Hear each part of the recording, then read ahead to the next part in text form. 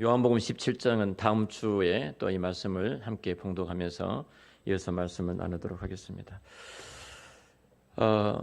저희들이 전 시간까지 보편적인 교회에 대한 말씀을 함께 나누었습니다. 보편적이라는 말은 우리 안에는 보편적이 될 수가 없다.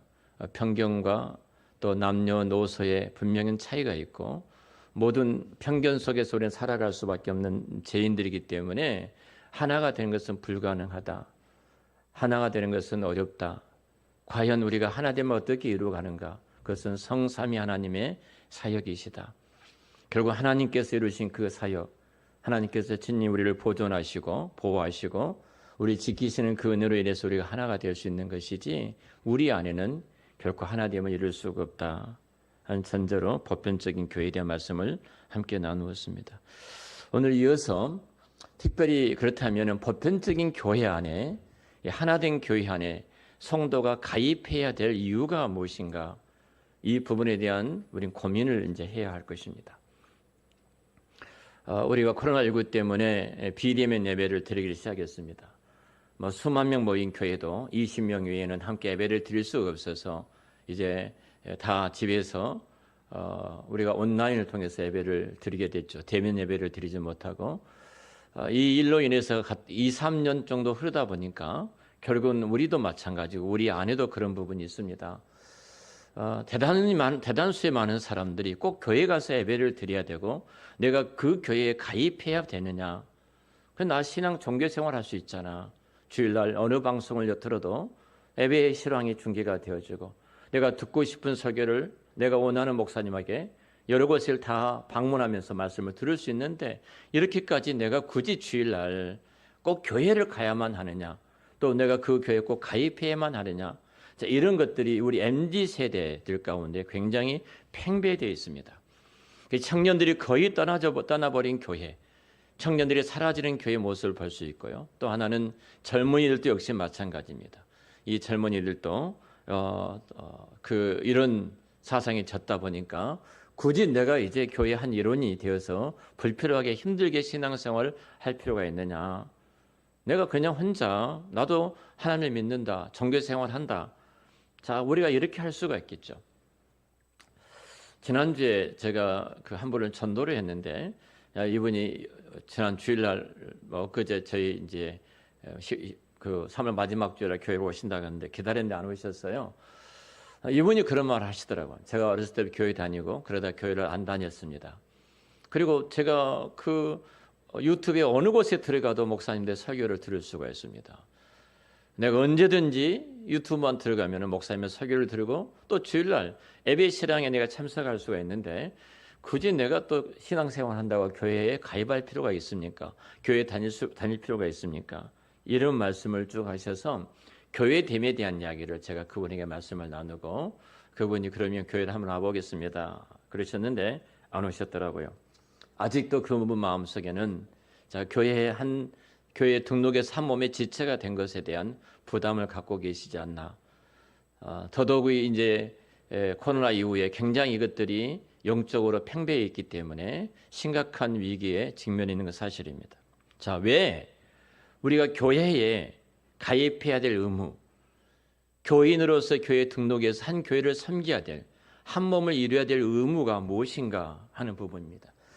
제가 벨직 신앙 고백서 1614년에 만들어진 벨직 신앙 고백서를 제가 당시에 가톨릭 교회로부터서 종교 개혁을 하고 나와 있죠. 개신교가. 그리고 신앙 고백서가 나왔는데요. 정말로 뼈를 깎아내는 아픔을 갖고 이 신앙 고백서를 그 믿음의 선배들이 만들어냈습니다. 그분들은 이렇게 말을 했어요. 제가 신앙 고백서를 그대로 읽어드리겠습니다. 우리는 이 거룩한 모임과 해중이 구속받은 이들의 모임이요, 이 모임에 밖에는 구원이 없기 때문에, 굉장히 중요한 말을 했어요. 이 모임 밖에는 구원이 없기 때문에 자신의 지와 형편이 어떠하든지 간에 아무도 여기에서 물러나 홀로 있는 것에 만족해서는 안 된다는 것을 믿습니다. 오히려 모든 사람은 각각 이 모임에 가입하고 연합하며 교회 연합을 유지할 의무가 있습니다. 그들은 자신을 교회의 가르침과 양육에 복종시켜야 하고 예수 그리스도의 멍에 아래에 고개 숙여야 하며 하나님께서 같은 몸의 구성원으로 자신들에게 주신 재능을 따라 형제들과 자매들의 양육을 위해 봉사해야 합니다. 이를 더욱 효과적으로 준수하기 위하여 하나님의 말씀을 따라 이 교회에 속하지 않는 사람들로부터 분리하여 하나님께서 설립하신 어느 지역에서든 이 모임에 가입하는 것은 모든 신자들의 의무입니다. 심지어 통치자들과 왕의 칙령이 이에 반대하고 죽음과 물리적 형벌이 따를지라도 그렇게 해야만 합니다. 그러므로 이 교회로부터 떠나거나 이 교회에 가입하지 않는 자들은 하나님의 규례를 거슬려 행하는 것입니다. 이렇게 했어요. 자, 이 고백을 지키기 위해서 우리 믿음의 선배들은 참 많이 당시에 굉장히 많은 종교적인 박해가 있었잖아요. 순교를 하면서도 교회됨을 이루기 위해서 그들은 이 길을 걸어갔던 것입니다. 여러분, 참 교회가 있습니다. 이 말이 좀 그렇습니다만 교회가 연합해야 될 의무가 무엇인가? 우리가 교회에 가입해서 한 몸의 지체가 돼야 될 이유가 무엇인가 하는 부분입니다. 주 예수 그리스도를 사랑하는 성도 여러분, 우리가 지난 시간까지 보편적인 교회, 거룩한 교회, 보편적인 교회에 대해서 말씀을 듣고 우리가 공부를 했습니다.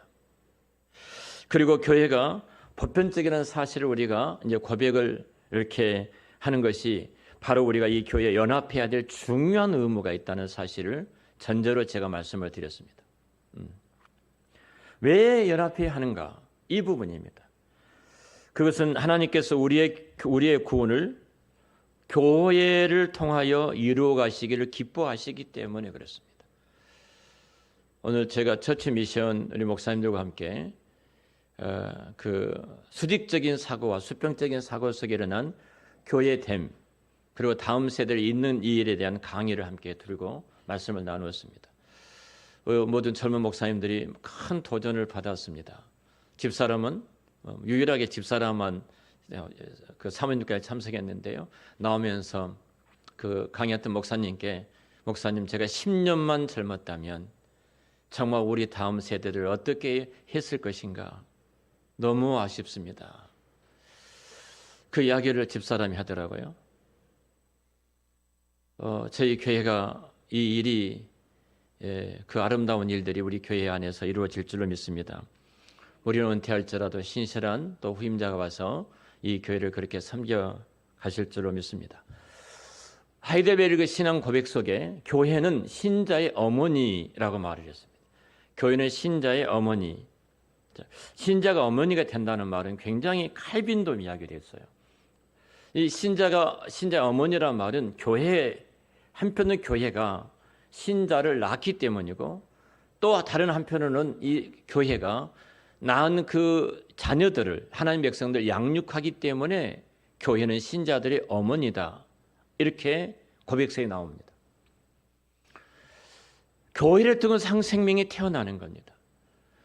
하나님께서는 수많은 방법이 있을 것입니다. 그러나 주께서 피로 값주고 사신 교회에 천국 열쇠를 주시고 이 땅에서 매면 하늘에서 매이고 이 땅에서 풀면 하늘에서 풀린다는데 우리가 기도, 내가 원하는 기도, 내가 어떤 욕망에 탐욕에 의한 그 기도 그 말하는 것이 아니거든요. 한 생명에 대한 묻고 푸는 것이 이 교회 안에 있다는 것입니다. 이 교회로 말미암아서 한 생명이 땅에서 매이면 하늘에서 매이고 이 교회에서 풀리면 하늘에서도 풀린다는 거예요. 교회됨이 얼마나 중요한가를 성경은 말씀하고 있거든요. 교회가 신자를 낳는다. 교회를 통해 신자가 태어난다. 사실은 이 사실 교회로 말미암아 한 생명이 주께로 돌아. 여러분 청와대를 통해서 미국의 백화관을 통해 세계적인 우리나라를 전체 정치적으로 모든 것을 좌지우지하는 지금은 뭐 청와대가 없어졌습니다만 용산을 통해서 이루어진 것이 아닙니다. 저 세계를 흔드는 그 힘을 갖고 있는 미국의 백악관을 통해서 한 생명이 주께로 돌아온 것이 아닙니다. 한 생명이 구원하고 주님의 자녀가 된 것은 주께서 피로 값주고 사신 당신의 교회를 통해서 한 영혼이 주께로 돌아온 줄을 믿습니다. 그리고 이 교회를 통해서 그 태어난 성도들이 양육받게 되어 있어요. 자라나게 된 거예요. 이 일을 교회가 하는 겁니다. 그래서 교회는 신자들의 어머니다 이렇게 말씀을 하고 계셔요. 하나님께서 이 땅에 구원의 기관으로 교회를 세우셨어요. 그렇기 때문에 우리가 하나님의 의도를 존중한다면 성삼위 하나님, 성부와 성자와 성령의 하나님을 우리가 믿는 신앙의 고백을 갖는다면 교회를 통해서 구원이 있다는 사실을 결코 우리는 함부로 여기거나 대수롭게 생각한 것은 큰 잘못을 범하는 것입니다. 여기서 우리가 교회에 가입해서 한 몸이 돼야 될 중요한 의무가 있는 것입니다. 해도 되고 안 해도 선택사항이 아닙니다. 당연한 의무입니다. 하나님께서 교회를 통해서 구원을 기뻐하시기 때문에 신자된 저와 여러분은 마땅히 당연하게 교회에 가입하기를 힘써야 합니다. 이것은 당위입니다. 선택이 아닙니다. 이 사실을 잘 말씀하고 계시죠. 벨직 신앙 고백서에서. 그리고 이렇게 말을 하죠. 첫 부분에 보면은 제가 읽어드렸던 것처럼 우리의 이 모임에 밖에는 구원이 없기 때문에 자신의 지와 형편이 어떠든지 간에 아무도 여기에서 물러나 홀로 있는 것에 만족해서는 안 된다는 것을 믿습니다. 이렇게 말씀하고 있거든요. 자, 우리가 여기서 두 가지 한 몸 된, 연합된, 하나 된 이것을 깨트리는 두 가지 일탈이 있어요. 먼저 그 중에 하나가 홀로 있는 것, 홀로 있는 것. 제가 코로나19 때문에 이제 우리가 비대면 예배를 드리다가 저희도 교회도 지금 계속해서 비대면 대면 같이 예배를 드리고 있습니다만 비대면 예배를 드리고 있다 보니까 우리도 모르는 사이에 점점점 홀로 신앙 생활을 해가는 이제 가나안 신자들이 굉장히 많이 늘어나게 될 것입니다. 분당 이찬수 목사님, 분당 우리 교회 이찬수 목사님 교회에서 저희 노예 새 후배 목사님들이 교회를 개척해 주셨습니다. 그 가운데 대장동에 한 교회를 개척해 주셨는데 저 후배 박민규 목사님이 교회를 개척해 주셨어요. 그곳에 나왔던 그 지역의 성도들이 이제 보내주셔서 모이게 된 한 20명, 30명 성도들이 처음에 모임을 갖게 되었습니다. 근데 교회가 굉장히 부흥했습니다. 지금 뭐 1년 채 되지 않았잖아요. 1년. 굉장히 부흥했어요. 숫자가 지금 500명이 넘으니까 1년 만에 뭐 대단한 부흥의 역사가 나타났는데 박민규 목사님하고 며칠 전에 통화를 했습니다. 저 우리 시혜 목사님이 좀 목사님과 교제를 하기로 원하시니까 날짜를 정해주시면 한번 교회를 방문하겠습니다. 그랬어요. 그러면서 여러 가지 교회 이야기를 나누었습니다. 근데 이 목사님이 이 딱 한마디 하시더라고요. 저희 교회를 부흥했다고 말씀하시면 주변의 사람들이 숫자가 많이 모이게 되니까 부흥했다고 말하는데 부흥했단 말은 틀린 말입니다. 저에게 그러시는 거예요. 그래서 목사님 주변에 다 그렇게 말씀을 하시고 계시잖아요. 그랬더니 대장동이라는 곳이 당신의 교회하고 다른 교회가 하나 저쪽에 있는데 한 3km, 4km 떨어져 있답니다. 이게 교회가 없는 거예요. 교회가 없다 보니까 아파트는 많이 들어와 있고 교회가 없다니까 그 주변의 사람들이 이 교회가 세워지니까 다 몰려온 것이 수평적인 이동이지 새로운 신자가 예수를 믿고 거듭나고 구원받은 숫자는 극히 소수입니다. 어찌 목사님 교회보다 더 적을 수가 있습니다. 이게 부흥은 아닙니다. 이것을 가지고 부흥이라고 말하면 이건 부끄러운 일입니다. 그러면서 교회 목사님, 교회 본질은 영혼을 구원하여 제자, 우리가 늘 말씀 나눈 거잖아요. 제자 삼아 하나님 나라, 하나님의 왕국을 세워가는 것이잖아요. 그래서 제가 이 친구를 더 좋아합니다. 그래서 자, 우리가 지금 가나안 신자가 참 많습니다. 우리가 그분들에게도 전도해서 교회에 가입하여 건강한 신앙생활을 할 수 있도록 적극적으로 교회가 힘써야 할 것입니다. 특히 코로나 지난 이후에 굉장히 많아졌다는 통계가 나왔습니다. 그때 우리는 어떤 정체성을 가지고 그분들에게 다시 교회에 가시도록 또 교회에 가입하도록 공유해야 되는가 하는 부분입니다. 먼저 우리가 일탈한 생각이 있는데 홀로 내가 신앙생활 된다 하는 그 생각이 있는데 그 생각이 어떤 생각인가 먼저 생각해 봐야 돼요. 첫 번째가 자, 내가 이제는 개인적으로 내가 교회 밖에서 홀로 머물겠다 이런 생각을 갖고 있다는 거죠. 신앙생활 충분히 할 수 있어.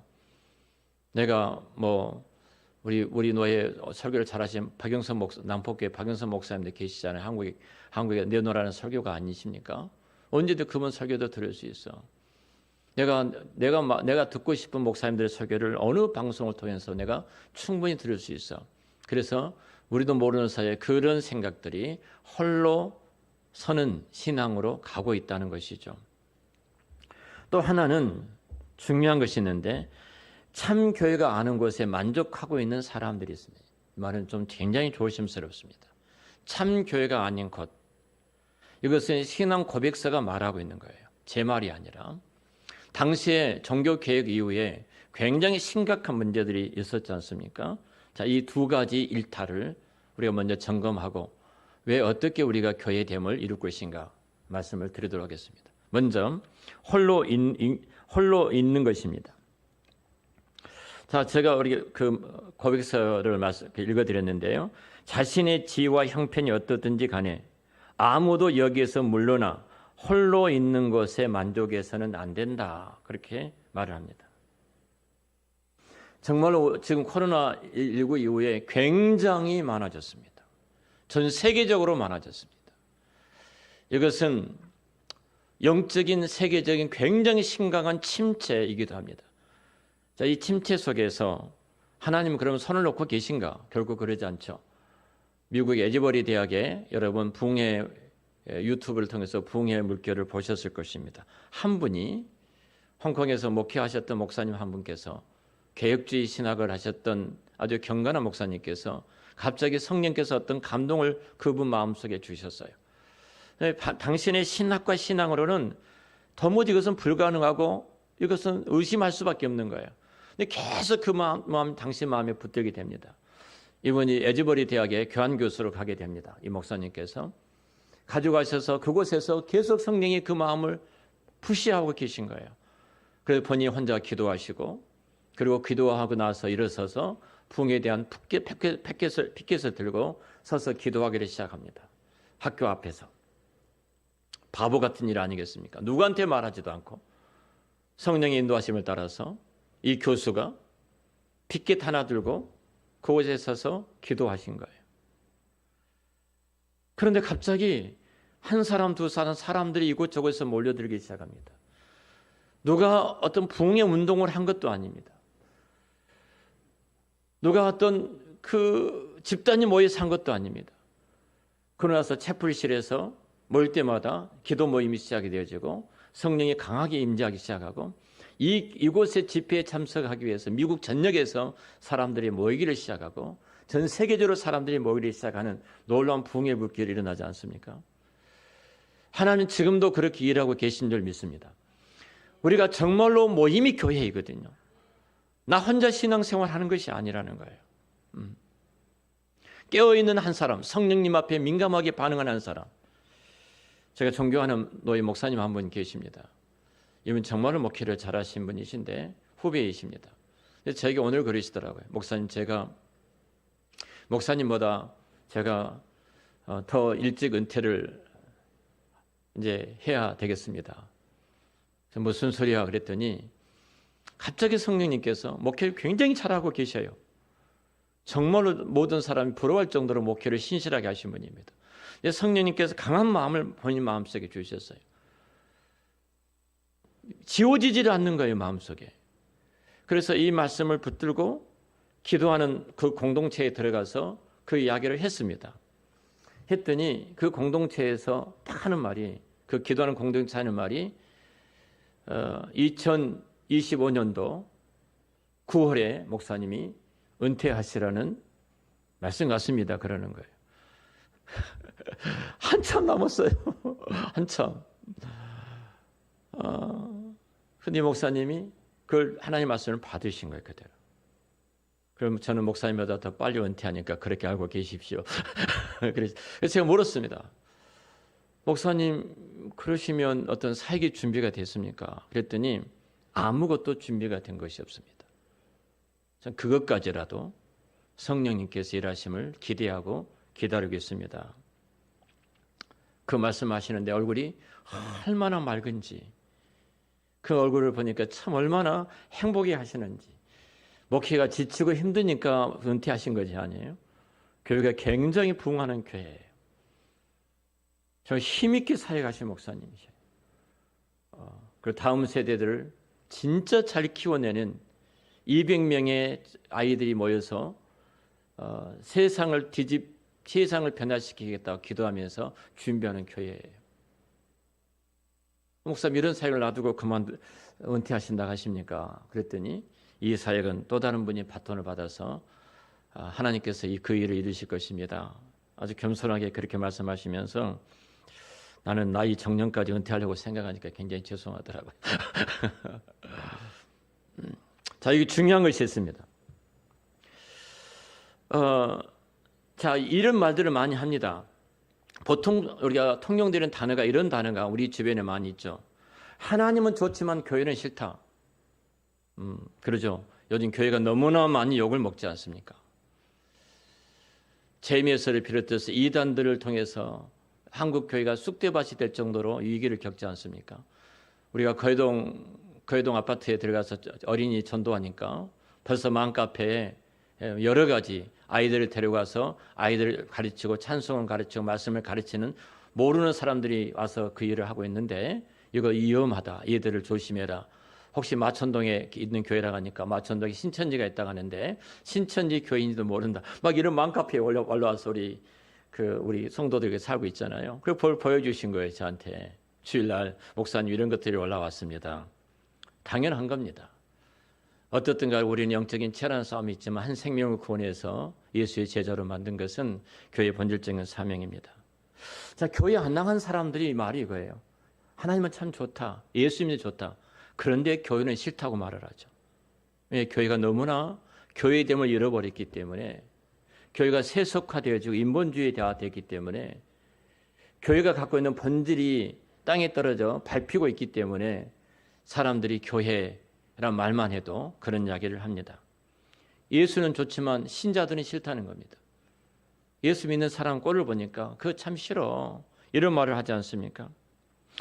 이런 현상의 원인 전적인 부패한 교회, 바람직하지 못한 어떤 신자들도 있지만 비록 우리 교회나 신자가 부패했다 할지라도 또 교회가 연약함이 있어서 사회로부터 지탄을 받고 있다 할지라도 그러기 때문에 나는 교회로부터 분리되어서 나 혼자 신앙생활을 해야 되겠다. 이건 무서운 죄입니다. 왜 이것이 무서운 죄인가? 오늘 여기 그것만 좀 설명하고 또 다음 주에 또 계속해서 말씀을 나누도록 하겠습니다. 신자는 교회가 없이 개인적으로 신앙생활을 해서 왜 안 되는가를 아셔야 됩니다. 특히 가난한 신자가 굉장히 많은 이때 우리 주변에도 굉장히 많습니다. 저희 이제 그 가난한 신자 교회에 가입하지 않고 교회 회원이 되지 않고 교회 한 몸의 지체가 되지 않고 가난한 신자들이 굉장히 많은데요. 왜 그분들이 개인적으로 그렇게 신앙생활에서 안 되는가? 이 부분에 대한 답을 분명히 우리는 갖고 있어야 합니다. 또 그분들을 살려내야 될 책임이 또 우리 안에도 있습니다. 그것은 비록 그 사람이 교회나 사람이 싫다고 말할지 모르지만 사실 그가 교회를 구성하고 있는 교인들, 사람들을 거부하는 것이 아닙니다. 하나님을 거부하고 있는 것입니다. 왜 그러냐면은 그것은 교회의 설립의 절대적인 원인이 나종천 목사가 개척했다고 해서 나종천 목사에게 있는 것이 아닙니다. 저희 교회는 개척 멤버가 없습니다만 나종천 목사가 아니에요. 교회의 설립은 성삼위 하나님께서 이 땅에 피로 값주고 사신 당신의 교회를 세우신 줄을 믿습니다. 교회의 설립의 절대적인 원인은 하나님께 있어요. 그러니까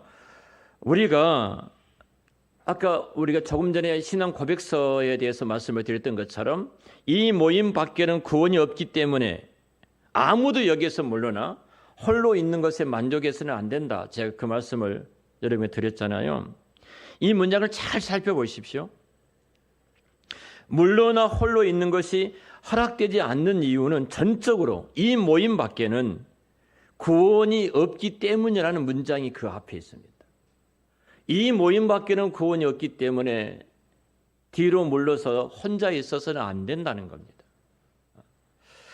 그럼 우리는 교회에 갈 것이냐, 집에서 혼자 예배를 드리고 신앙생활을 할 것이냐, 이 문제를 개인적인 취향이나 개인적인 성격이나 개인적인 기질이나 교회가 지금 욕을 먹고 있기 때문에 나는 교회 일원이 되기 싫어, 그 교회를 좋아하느냐, 그 교회를 좋아하지 않느냐, 교회 안에 사람들이 좋아하느냐, 교회 안에 있는 사람들을 내가 싫어하느냐, 이곳의 교회에 가입하는 이유를 거절하고 이것 때문에 내가 혼자 있기를 원한다면 그것이 심각한 죄라는 겁니다. 말하자면 우리가 교회에 연합해야 될 중요한, 교회 한몸된 지체로서 해야 될 중요한 이유는 구원을 교회 안에 두신 하나님에 대한 그 자리에서 나오기 때문에 그렇습니다. 하나님께로부터 나오는 거예요. 그러니까 교회에 한몸 되기를 거부하는 사람은 겉으로는 아닌 것처럼 보이지만 실질적으로 말한다면 나는 교회 안에 구원해 두신 하나님을 배척합니다, 이 말입니다. 나는 그런 하나님을 믿을 수 없습니다, 이 말과 같은 거예요. 여러분, 그러면 우리 성도들이, 우리 신자들이 교회에 속하는 것이 정말 사람의 판단의 문제인가? 결코 아니라는 거죠.